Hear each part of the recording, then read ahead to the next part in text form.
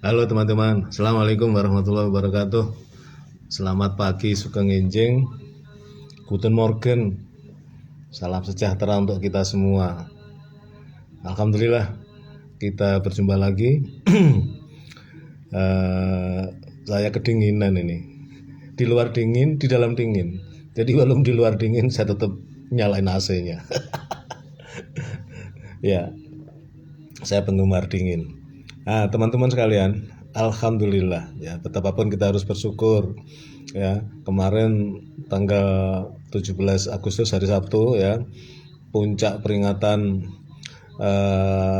proklamasi kemerdekaan Republik Indonesia ya yang ke-79 di IKN, Ibu Kota Nusantara, berjalan lancar ya, tidak ada insiden apa-apa ya, kita bersyukur alhamdulillah, walaupun termasuk saya dan sejumlah banyak kaum oposisi ya yang berseberangan dengan rezim itu banyak yang mendoakan mudah-mudahan hujan deras, mudah-mudahan banjir, mudah-mudahan disambar geledek si Sarkowi segala macam ya, sehingga kemudian di medsos itu ya mereka penggemar, pemuja ya kan, pengikut ya Sarkowi pada komentar, bikin status ya, yang muslim ya alhamdulillah, doa-doa jelek dari mereka yang nggak suka dengan IKN tidak diijabah oleh Allah. yang non muslim ya puji Tuhan, upacara 17-an di IKN berjalan lancar dan sukses ya nggak apa-apa.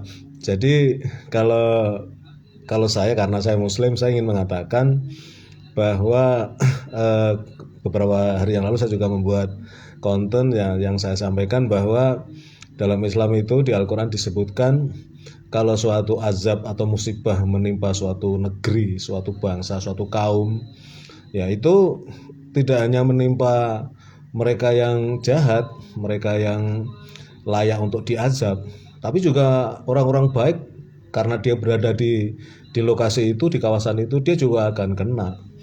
Jadi saya ingin mengatakan bahwa kalau upacara IKN, upacara 17-an di IKN maksud saya, berjalan lancar ya di sana banyak orang baik, mbak-mbak paskibraka yang cantik-cantik itu, pemuda-pemuda terbaik anak bangsa yang jadi paskibraka, taruna akademi militer, AAU, AL segala macam, dan mereka yang hadir di situ banyak orang-orang baik, ya selamat ya kan, ya makanya kita perlu bersyukur juga, selamat begitu ya.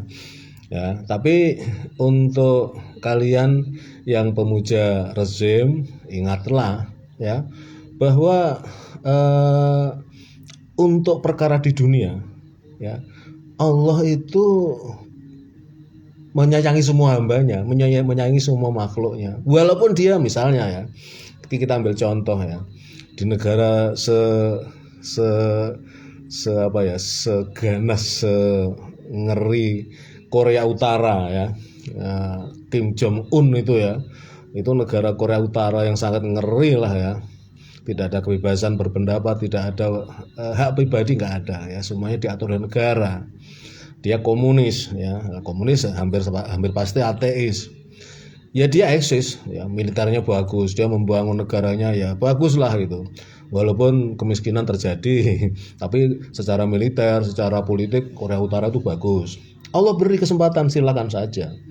Kemudian di negara-negara barat yang liberal, yang kapitalis ya, yang ya katakanlah kafir, kalau karena saya muslim saya mengatakan kafir, artinya ya penduduknya mayoritas non muslim ya, mereka jaya ya. Di negara Amerika, Eropa ya, banyak negara-negara maju ya, Jepang, nggak ada masalah itu. Allah memberikan karunia-Nya, memberikan rahmatnya ya. Bukan berarti kemudian artinya Allah terus merestui mereka ya, tidak ya. Ini sebetulnya akan saya bahas khusus di konten saya yang khusus isinya tausiah ya. Jadi saya ini kan multi peran ya dan multi channel juga ya. Saya punya 5 channel di YouTube ya kan. Ya, jadi salah satunya adalah Kultum Channel ya. Di situ saya eh, melakukan undercover ya, penyamaran. Jadi ustadz-ustadzan ya. Ya, di situ ya saya sampaikan hal-hal yang berkaitan dengan persoalan dengan landasan agama lah gitu. Nah, tapi untuk yang sekarang ya saya ingin mengatakan bahwa dalam terminologi Islam itu bisa dikatakan sebagai istidraj ya. Mungkin teman-teman yang muslim pernah dengar ya istidraj. Istidraj itu jadi Allah itu bahasa Jawa ini ngelulu ya. Ngelulu itu bahasa Indonesia apa ya? Ya memberi satu kesempatan ya yang seluas-luasnya bagi mereka yang bahkan anti Tuhan, yang nggak taat, jangankan taat, anti ya, yang nggak pernah beribadah ya, namanya juga orang tidak taat, tidak mentaati ajaran agama ya, tapi dia secara duniawi sukses ya. Dia kalau dia bisnismen ya bisnisnya lancar, sukses jaya, dia kaya. Kalau pejabat ya dia karirnya top ya sampai presiden lah ya, bukti ya, seperti Sarkowi itulah ya 10 tahun jadi presiden. Nah, dengan cara apapun dia pokoknya dia jadi presiden. Hebat kan ya. Banyak orang mengatakan, pemujanya mengatakan dia sukses. Apalagi kemudian di ujung kekuasaan dia bisa mengkader anaknya ya, si Gibran itu jadi wapres, bayangkan itu. Terus kemudian adiknya lagi, anaknya yang nomor 2 itu Kaisang mau calon minimal wagub ya di DKI gitu kan.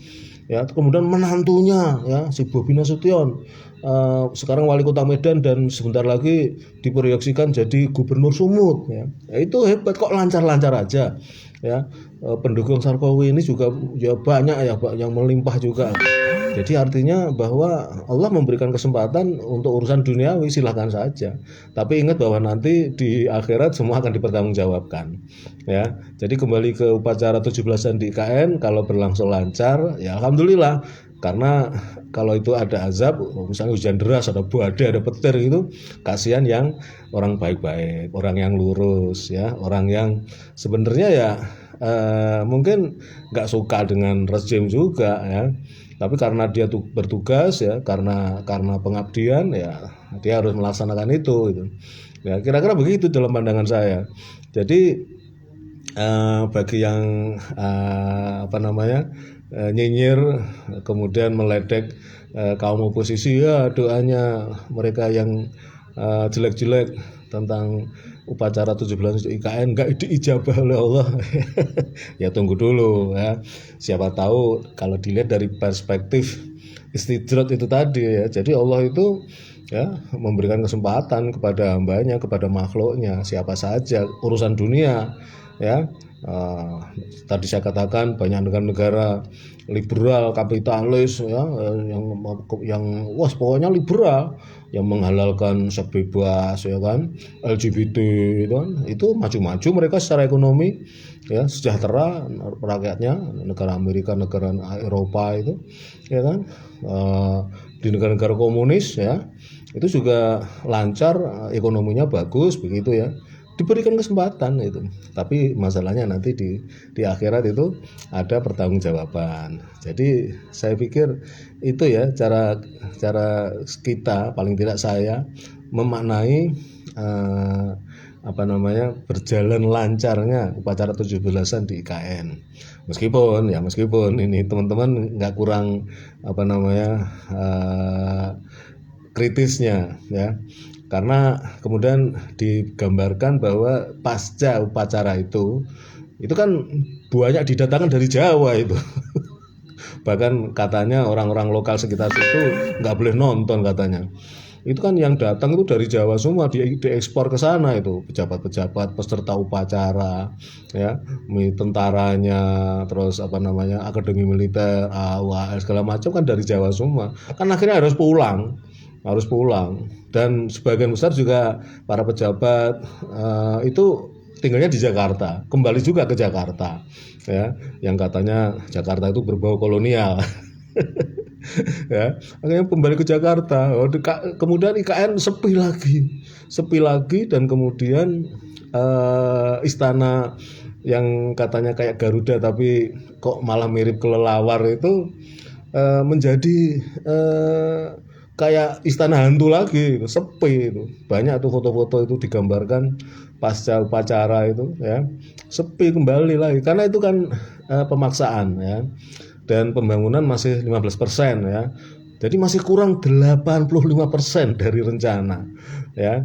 Jadi ke depan kita nggak tahu benerkah IKN akan terus bisa berjalan pembangunannya, negara kita ibu kotanya jadi pindah ke sana beneran, kita nggak tahu, wallahu alam ya, baru 15%. Itu kan kemarin 17-an itu upacara di sana kan ya sebagai ikhtiar Jokowi supaya di akhir kekuasaannya dia masih bisa menjadi inspektur upacara gitu kan, di acara 17-an itu di IKN itu, yang semua itu hasil kreasinya gitu kan. Banyak kalau mau ngomong soal IKN ya, saya belum ngomong soal itu sebetulnya untuk menyiapkan lahan bagi dari negeri tirai bambu daratan sana, itu banyak itu narasi-narasi seperti itu. Tapi saya ingin poinnya di situ saja, terlalu panjang nanti. Terima kasih teman-teman, dukung terus ya channel Kabar Politik untuk di YouTube-nya, untuk di akun Facebook saya ini Panglima Rus Sodako. Sekarang belum nonton, nanti ada yang nonton setelahnya. Diputar ya 50 kali, 100 kali, itu sudah membahagiakan saya. Terima kasih. Assalamualaikum warahmatullahi wabarakatuh.